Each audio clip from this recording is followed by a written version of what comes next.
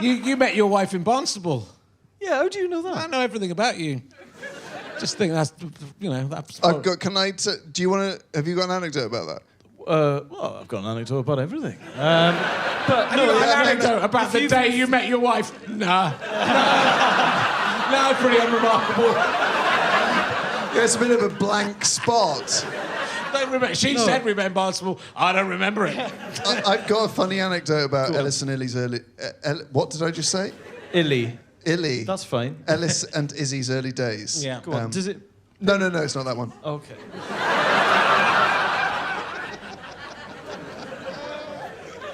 Does it paint me in a broadly positive light? Not in a. No, it's a funny anecdote. It's neutral. I can come with neutral. Yeah. No, you tell yours No, first. go on. It's not that. I'm now very intrigued. So, me and Ellis often discuss how when you start a relationship with someone, the first couple of months are almost unbearable because you are so attached to them, and so you start having mad fantasies about what if they died. You sort of feel incredibly protective. You can't be away from them. You sort of worry if they haven't texted back, that sort of thing.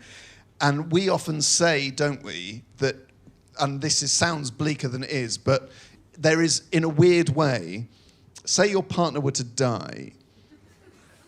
Classic Robbins.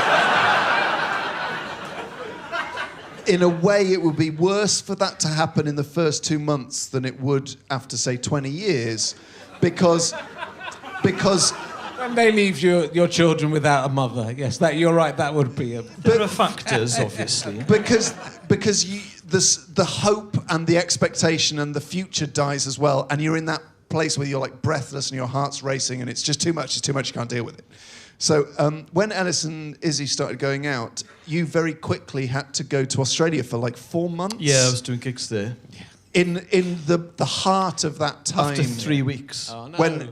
When it was just everything is like pumping and running and, oh, God, I want to be with this person. Then you had to go away for 4 months. I would be walking around Melbourne or Adelaide and I would see a phone box. I'd think, Izzy probably had phone boxes where she grew up.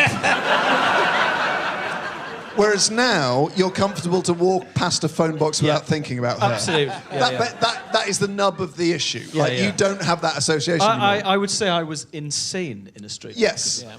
So when Elis was in Australia, I would speak to him probably once a week, and you were there for how long? 4 months. Yeah. 4 months. So we would have sort of a classic weekly hour-long chat, and the same was going on with Izzy, but way more so. You were speaking to her every day, twice a day, 3 times a day. So we were having one of these conversations about 2 months after he'd been in Australia, and we sort of wrapped up, and he said, can I just say, John, it's very kind of you to spend all this money speaking to me on the phone.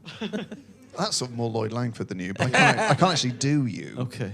And I said, no, that's not how phones work. The connection is in Australia, and you've got an English phone, and I'm making the connection in England, so it's my minutes. He went, oh no. And I said, yeah, I mean, I haven't mentioned it before, but you're paying for this phone call. And there was a pause, about 5 or 6 seconds, which I will never forget. That was then followed by, I've got to go.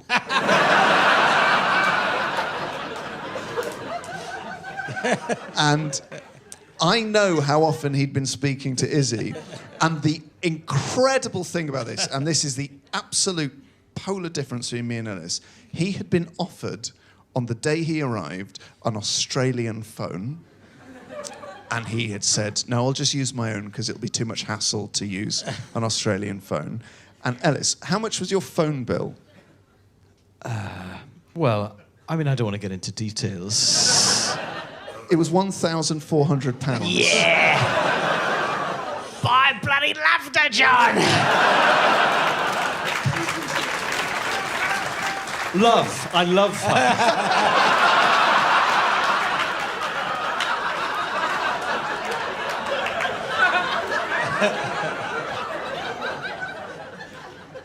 And that is Elis and me. Yeah. chatting together every week, loving each other's company. One of us has a phenomenal hold on admin. The other one is just fucking vibing it.